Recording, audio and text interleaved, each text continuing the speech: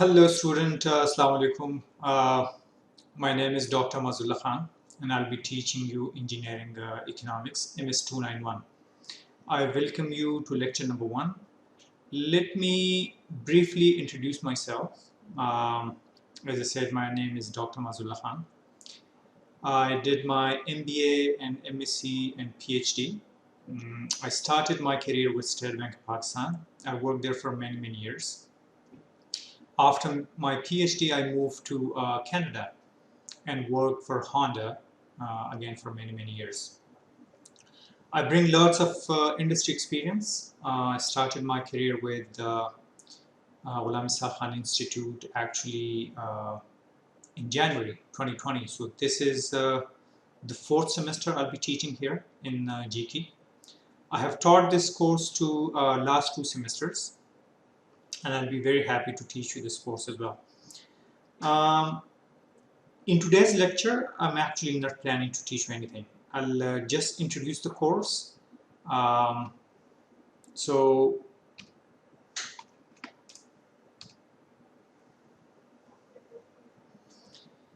this is my email address. So if you would like to contact me, the best way to contact me would be through my email. And I'll be your course instructor. Your teaching assistant would be Miss Sabahat Orakzai. She is a very experienced teaching assistant. Actually, she assisted me with this course for the last 2 semesters. If you have any course related questions, please email me. But let's say if the question is related to any administrative task, please contact Ms. Sabahat.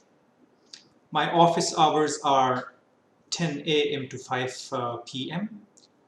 Please book an appointment. My office is in Braber's building, G3 office, and I sit actually in G3 offices. I would really appreciate if you book an appointment. And during booking an appointment, please tell me, for example, let's say, even if it's something personal, you can always come to my office and discuss those things with me. But let's say if it is something course related, please tell me in advance. I'll really appreciate that. Why is this course important? Although most of you, I would assume, you have engineering background. This course is important. This will help you actually in your professional life and personal life, because life is all about making choices. Okay, and whenever I say making choices, it means that you have various alternatives in life, both professionally and in personal capacity. Okay, and your task is actually to evaluate those alternatives and then make a decision. Okay, management, by the way, it's a science of decision making. So in your professional life and personal life, you face many alternatives. Your task is, number 1, to evaluate those alternatives. Okay, so evaluate, and then number 2, make a decision. Okay, now how do we do those evaluations? Okay, we need some tools for it. So this course will primarily teach you these tools. Okay, so this course is extremely important for your, for example, let's say professional life, but also for your personal life. I'm a big fan of a TV show. It's called Dragon's Den. Okay, in Dragon's Den,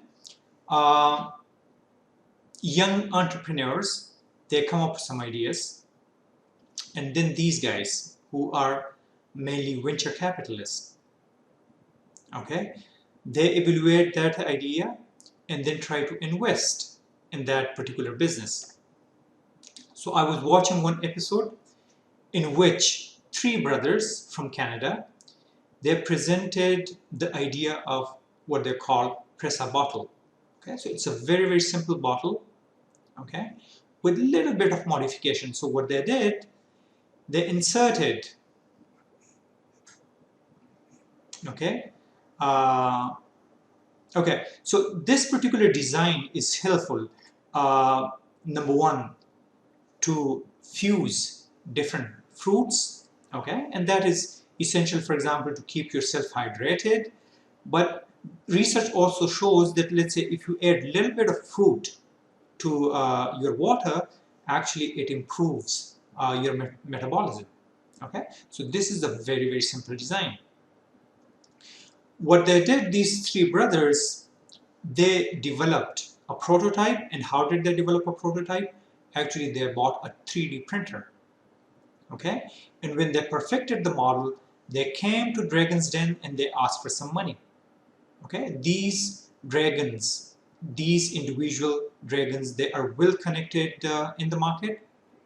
Okay, and in order to make this bottle on commercial scale, these three brothers, they wanted some help. Okay, so they wanted some money to, for example, let's say, produce this bottle on commercial scale. And from commercial scale, I mean in large numbers. Okay, there were two engineers. Okay, they made a two-seater submarine.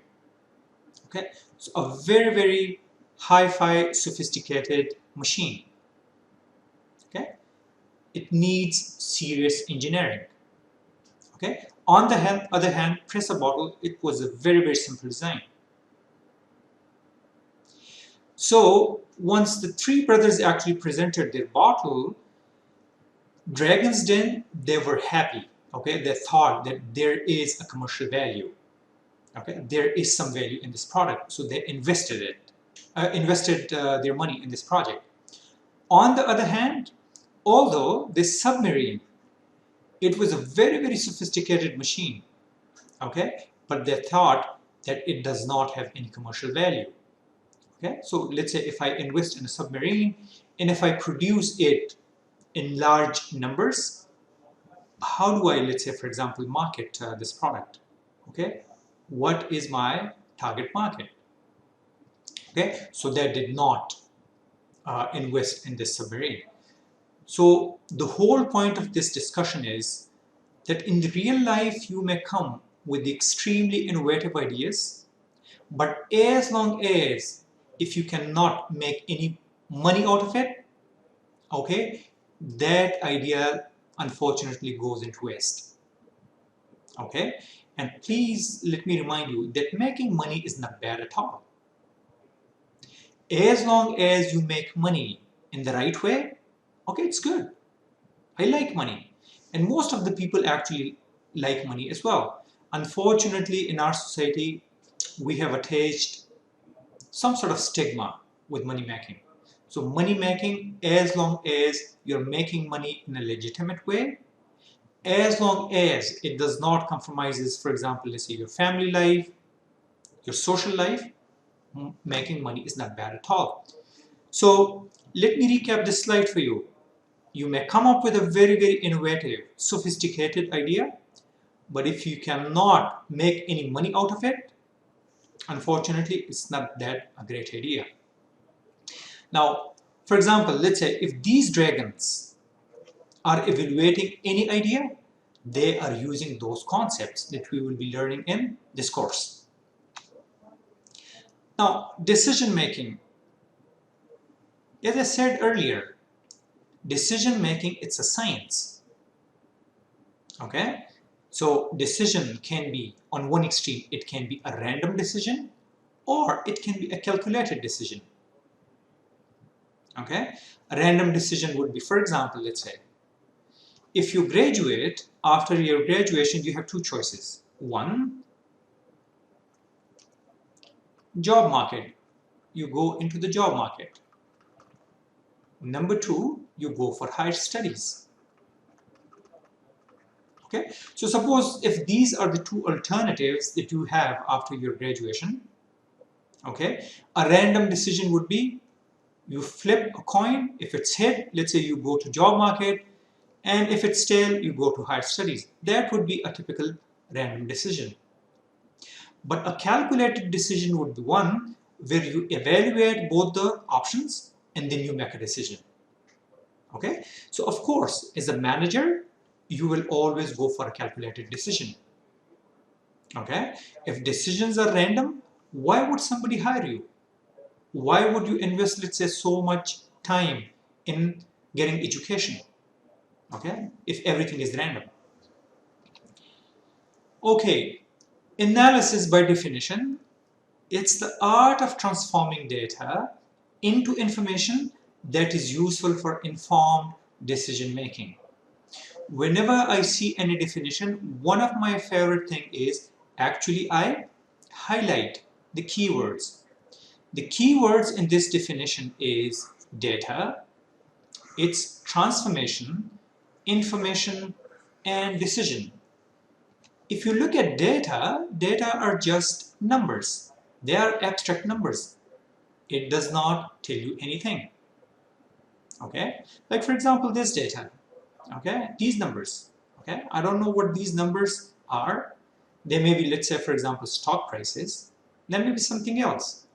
So if I look at the numbers, it does not tell me any story. I have to transform. From transformation means I have to analyze that data, okay, convert that data into information, okay, and then I can use that information for decision making. Now this particular process, what we call informed decision making, okay, and please pay attention to my words, informed decision making, okay, because this is an educated decision. I'm trying to convert my data into information which I can use for my decision making. Okay, that's why I call it informed decision making. This would be a typical decision making process, and it is exactly the same thing that we just talked about. Okay, we all start with data, we analyze that data, convert it into useful information. Why useful? Because this information can be used. Okay, there is no point of an analysis which I cannot use it for my decision making. Okay, so every analysis has a certain purpose to serve. Okay, so data is analyzed, it is converted into useful information, and this information is used for decision making. That's why I'm calling it useful information, because I can use it for decision making. Now we will follow this book. It's called Engineering Economy, so please do not get confused. The course is Engineering Economics. The book title is Engineering Economy. It is 7th edition by Blank and Tarquin. A very, very useful book. In the first 4 weeks, we will actually cover the first 3 chapters. Okay, and we will cover them in quite detail.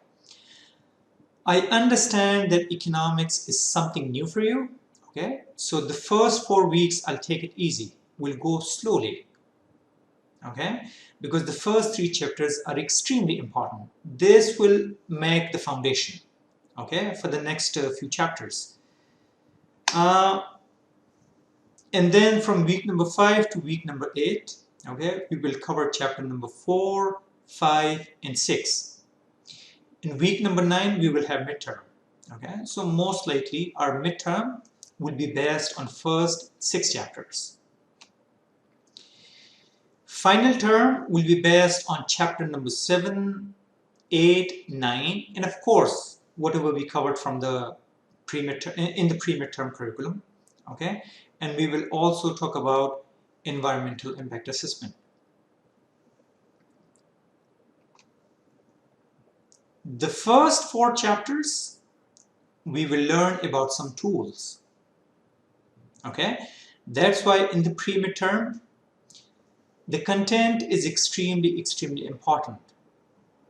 And there are 2 reasons for it.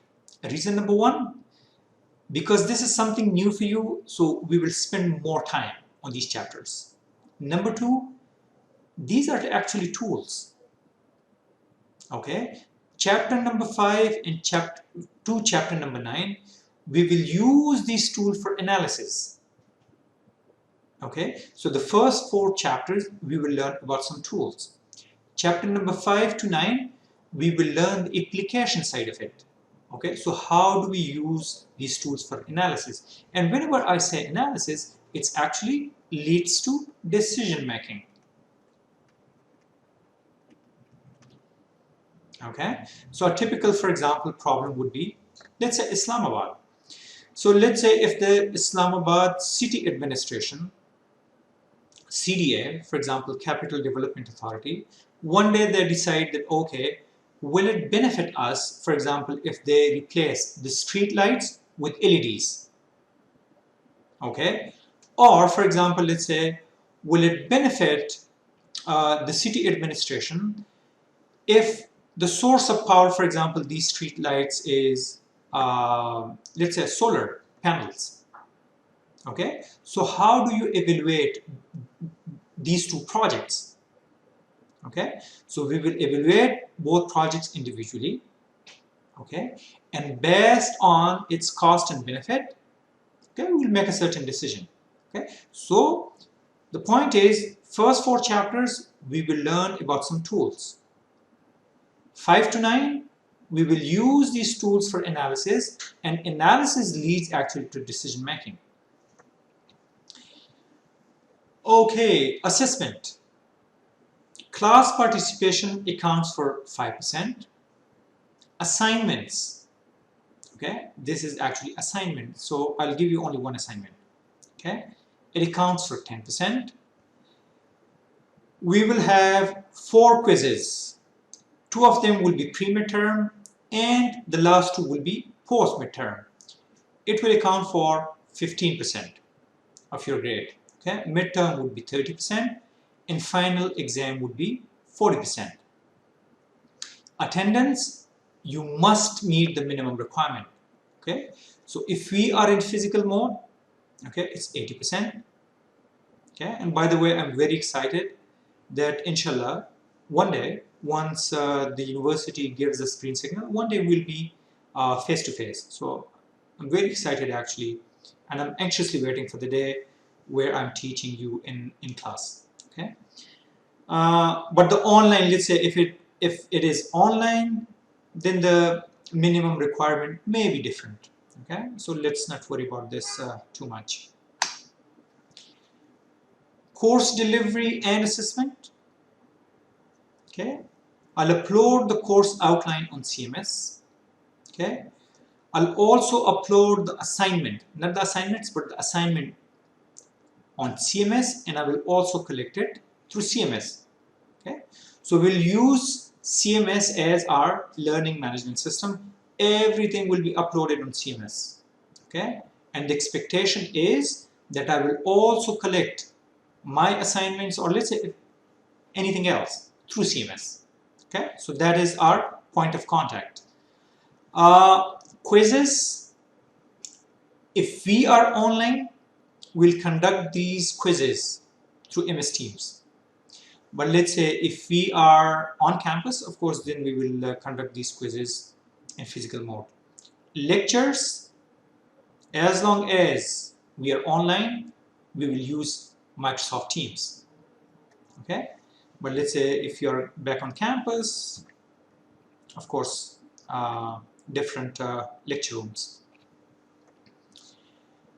Now for online teaching, the best success recipe that I can give you, please be attentive during my lectures. Okay, I can tell you from my experience with students who outperformed, and from outperform they actually did with perfect GPA. Okay, they were attentive. One common denominator, I always ask my students, how did you manage to, for example, let's say, score 4 out of 4 in my course? Okay, one common answer that I always get, they're always attentive during my lectures.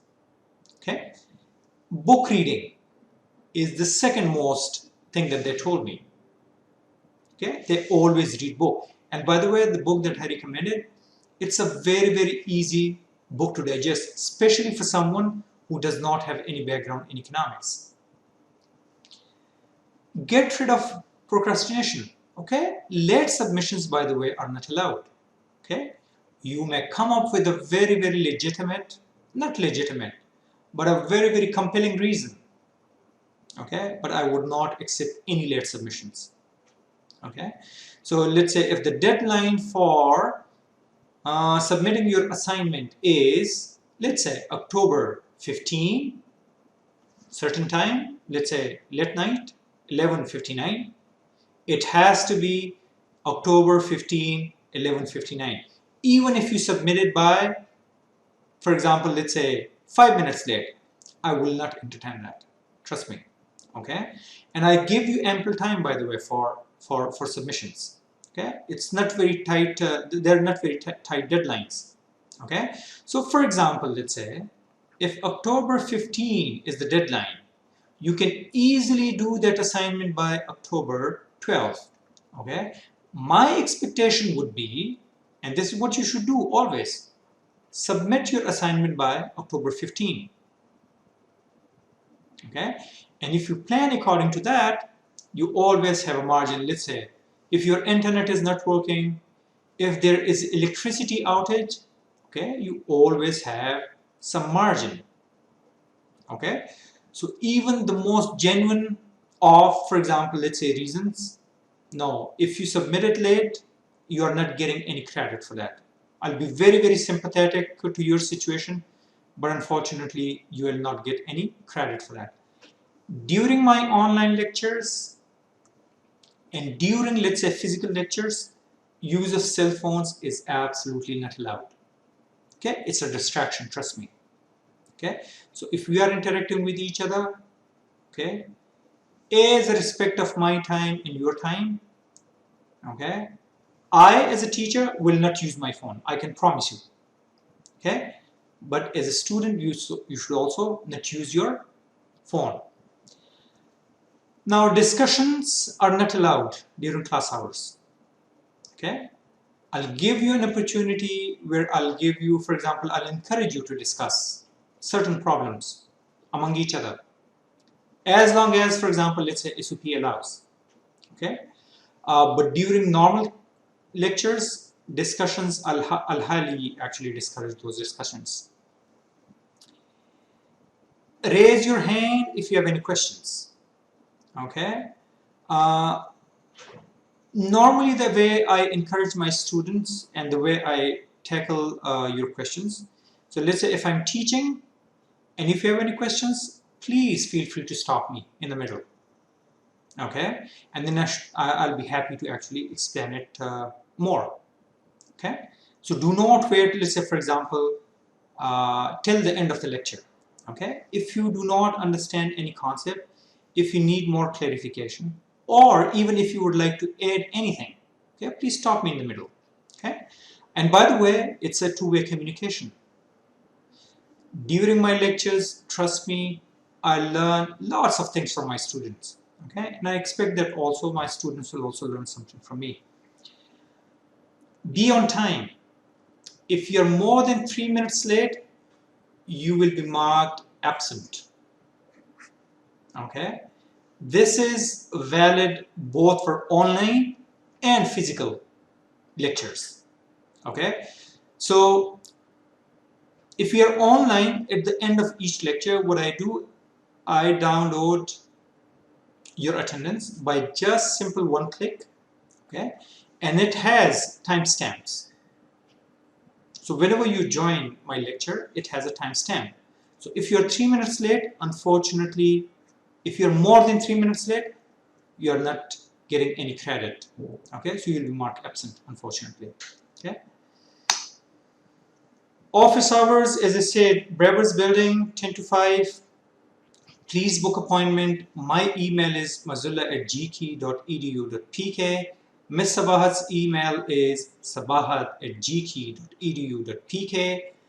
If anything is course related, I'll be the right person to contact. And as I said, the best way to contact me would be through my email.